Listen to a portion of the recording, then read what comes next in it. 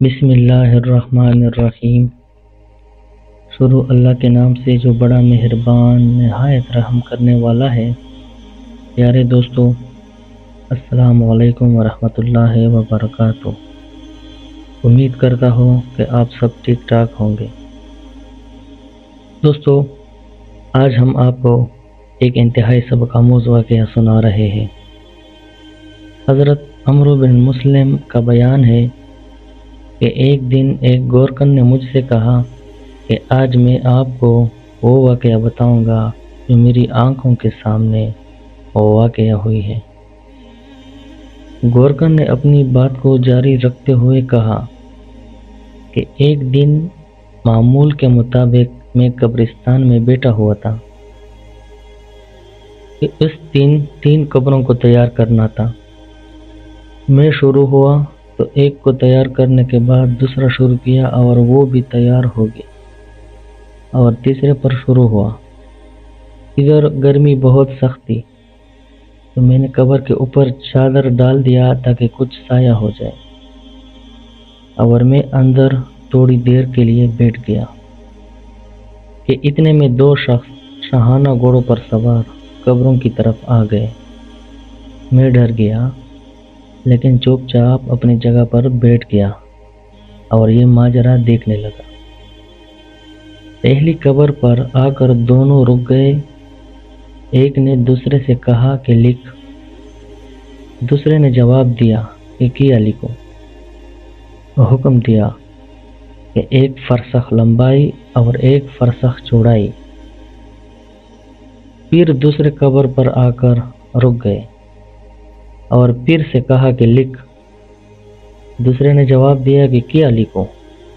حکم دیا کہ تا حد نگاہ۔ پھر جس قبر میں تھا اسی کے پاس رک گئے اور کہا کہ لکھ۔ دوسرے نے پھر سے جواب دیا کہ کیا لکھو؟ حکم دیا کہ 1 بالش لمبائی اور 1 بالش چوڑائی۔ اس منظر کے بعد تینوں جنازوں کا شدت سے انتظار کرنے لگا کہ اتنے میں ایک جنازہ آیا جس میں بہت تھوڑے لوگ تھے۔ میں نے پوچھا کہ یہ کس کا جنازہ ہے؟ انہوں نے بتایا کہ یہ ایک غریب شخص تھا، اس کے گھر میں کچھ نہیں تھا، یہ تجہیز و تکفین کا خرچ بھی ہم کر رہے ہیں۔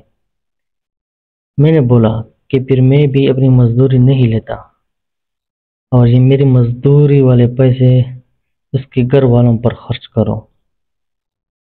پھر اس کے بعد دوسرا جنازہ لایا گیا اور اس میں تو صرف وہ لوگ تھے جو صرف جنازے کو اٹھائے ہوئے تھے۔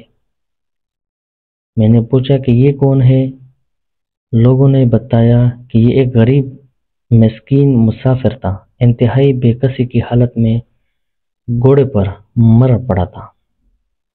یہ سن کر میں نے اس کی مزدوری بھی نہیں لی۔ اسی طرح تیسرے جنازے کے لیے انتظار کرنا پڑا اور انتظار کرتے کرتے رات ہوگی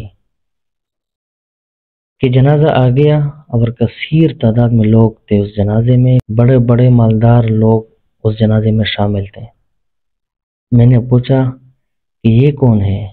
تو ایک شخص نے جواب دیا کہ یہ تو فلاں مشہور اور دولت مند خاندان کی عورت کی میت ہے۔ تو دوستو، اس واقعے سے ہمیں ایک سبق ملتا ہے کہ دنیا میں چاہے کوئی کتنا ہی غریب، مسکین اور تنگ دست کیوں نہ ہو، لیکن اگر اللہ تعالی اور اس کے بندوں کے ساتھ تعلق صحیح ہو تو 1 فٹ کی قبر بھی اس کے لیے تا حد نگاہ کھولا جاتا ہے۔ اور اصل زندگی بھی یہی ہے جو کہ نہ کبھی ختم ہوگی اور نہ ختم ہونے والی ہے۔ تو اللہ تعالی ہم سب کو ایمان کی موت نصیب فرمائے اور موت کے بعد والے مرحلوں میں کامیاب کرے، آمین ثم آمین۔